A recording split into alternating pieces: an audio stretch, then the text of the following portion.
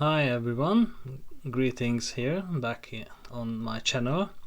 Hopefully you enjoyed my hiatus. To be quite frank, my throat is not yet the best, but I try to keep you preoccupied. Now this time I'd like to talk about housing, and it is non-existent in the media. However, the housing crisis hasn't gone away at all. Maybe it's even worse because of rising interest rates. Uh, Rental prices are going up too. Now, this media silence is a bit deafening. Of course, the government cannot be proud of their achievements, what they promised in 2017 to build 100,000 affordable homes in 10 years. Well, according to the reports what I found most recently, by the middle of last year, Kaingaura or Housing New Zealand could develop 7,800 new affordable homes. I will talk about it why it's not the case. And there were another 2,600 under development, under construction. Well, it is still an ongoing issue, and I think all the ambition what Labour had in 2017 should have been enough to deliver sufficient results in terms of housing, because they spent between 2 billion and 2.5 billion in a year on housing and community development.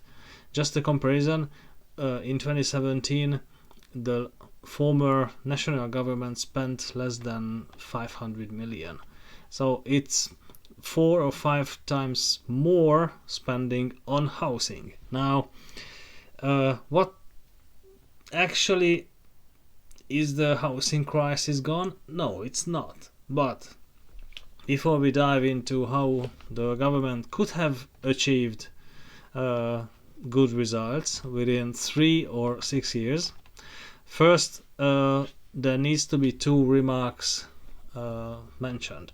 One, housing or real estate is typically an investment which is feasible on long term. However, the return on real estate is second worst after long-term government bonds. Of course, government bonds are correlated to inflation. They are a bit higher, but stock exchange data shows that actually real estate is only a tiny wee bit better investment than government bonds. So practically the two correlate very strongly. Share market is a different story. There investors can achieve better results. So if housing as an investment can yield profit and sufficient income for investors, then why should any state play a role in it? That's the first remark. So housing is not a necessary state responsibility. That's what we need to clarify first. Second, because governments should play a role only in those areas which are not feasible based on market assumptions. Housing can be. But why is it still necessary for states to intervene in the housing market? Now, housing crisis is not a new problem. It didn't show up overnight. In simplistic terms, housing is very expensive. Meanwhile, in the 1950s, a person's 1 year income was more or less enough to purchase a new car. In the 1950s, 2 years' incomes were enough to purchase a new house. Now, this comparison is, oddly enough, it still holds. In New Zealand, 1 year's median income is relatively equal to the price of a new car. However, if someone wants to purchase a new home, it would take about 20 years income. So this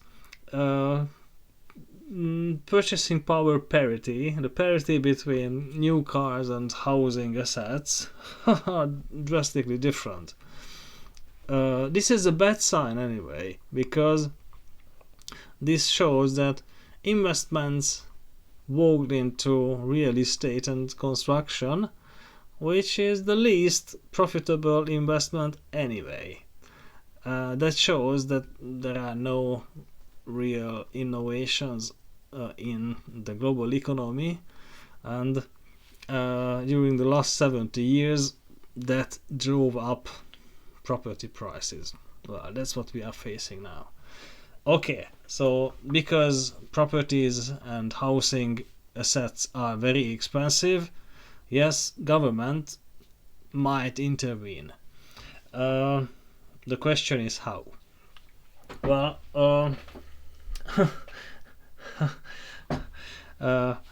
Labour had various initiatives in the housing policy. I see two relevant problems with Labour's housing policy. One, it was too expensive. As I mentioned earlier, every year the Labour government spent roughly between $2 billion and $2.5 billion on housing, and it resulted in constructing 7,800 new homes. Well, in 5 years, between 2017 and 2022, it was 5 years, the government spent roughly a bit more than 10 billion on housing. Okay, let's assume that 25% of this investment is infrastructure. That would be needed anyway, but let's just assume. So altogether, 7.5 billion was directed into new homes, and we got 7,800 new homes. We can do the math. One new home cost roughly 1 million to the government. Yeah, anecdotal evidence already said that Kaingaora or Housing New Zealand or KiwiBuild was not cheaper than market options. Yes. If we believe that the government wanted to provide affordable homes, then one home was on average, let's say, 80 square meters. That brings us down to $12,500 per square meter for a new Kaingaora home. Well, that's ridiculously expensive. In 2018, the Otago Polytechnic students constructed a 4-bedroom, 120 square meter new house. It was only the construction cost, labor cost wasn't involved, but altogether the 120 square meter home cost roughly $90,000. If we count that labor cost is usually another third, or roughly 50% of the whole construction cost, I would say, no, sorry, 1/3. So if we add another 50% to this 90,000, that would bring us up to $135,000, which means 1 square meter new home could be constructed by $1,300, more or less. It was in 2018. Okay, construction costs and labor costs went up. Market participants are telling me that one new home per square meter costs roughly $3,500 and $4,000. Now compare this to Kaingaura's $12,500. Ridiculously a lot. Actually, what was the problem? The problem was that for all the construction, Kaingaura employed private contractors who, they used quite significant profit margins. Well, if the governments take it seriously and they want to provide affordable homes, now in that case, profit motive should not appear at any point of the value chain. And okay, let's just count that $5,000 should be enough for one new square meter of an affordable home. It should be enough. Even if the government is dodgy, that should be enough. That $7.5 billion then would be enough for 150,000. No, okay, I can't do the math at the moment, but it should be enough for much more houses. Actually, if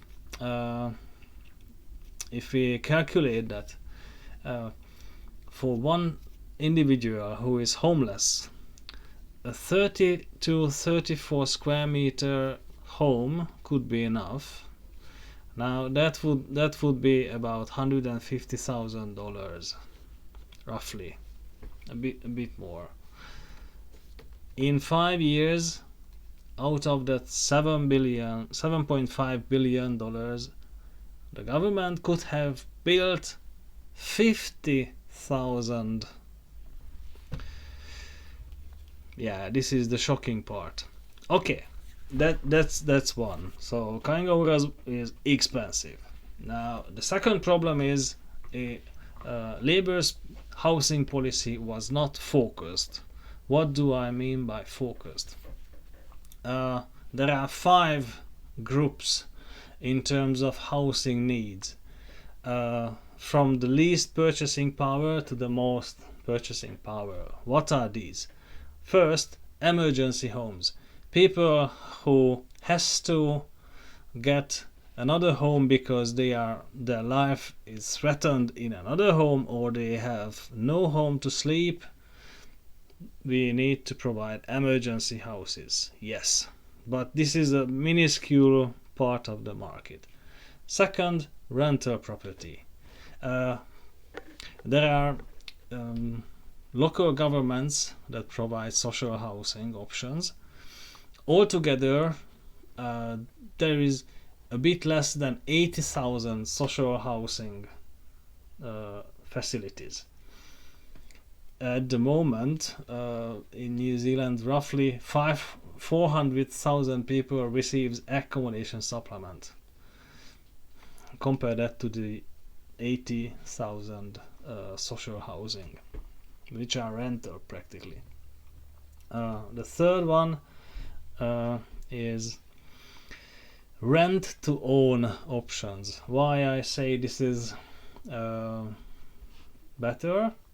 Because people can pay rental without new deposit, and after, let's say, 15 or 20 years they own the property.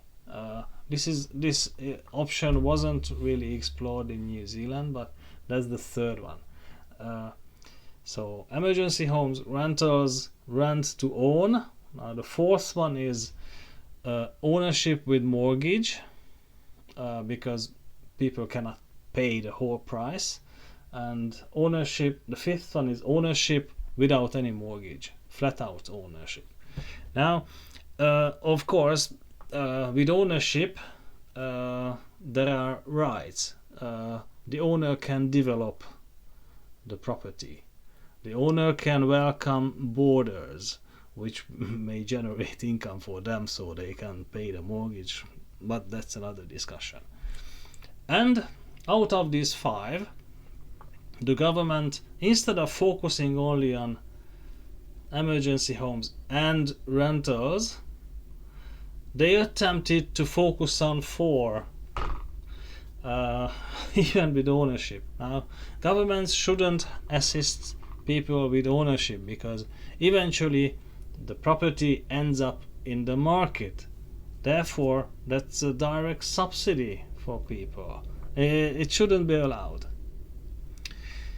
And if governments attempt to help with ownership, they will face direct inconsistencies. What were these? Well, simply put, they had to limit the first home buyers' income, yearly income, and they had to limit the price of the properties for which the government provided those very high value mortgages, by which people with 5% deposit could purchase their first homes. But in various regions, in Otago it was 500,000, in Auckland it was a bit more. The property prices were limited. So, but if they go after a limit, first home buyers are practically squeezed out from the market. So these were the two big problems, and the big issue is if you calculate that, like I said, $5,000 per square meter could have been enough to build a new home, even if the builder is dodgy. And I mentioned the 33 square meter homes, which are enough for one individual. There are 40,000 homeless people in New Zealand. As I mentioned, in 5 years, the government could have built 50,000 of these tiny homes. Now, obviously the math tells us that within 4 years, the government could have abolished homelessness. And then, the additional rental properties could have entered the market as well, decreasing the waiting list for social housing, and by the end of the second term, 6 years, the government could have built more new affordable rental homes, and within a 3 terms time period of time, the government could have appeared on the rental market so that it could have driven rental prices a bit down. Now, it's only the affordable home supply side what the government can control. Governments cannot control market prices. This Labour government attempted to do that too. Now, you see this rollout until homelessness in emergency homes and in cheap social housing rentals is not solved. No houses should be built for ownership, and the government should not assist people to achieve ownership at all. I hope it is clear, and I hope this gives some food for thoughts for new housing policies. I hope some of the political parties listen. This is it for today. I hope you understood a bit more why the government made enormous mistakes on housing policy, and I hope a better government can improve. Best of luck. This is it for today. See you in the next one.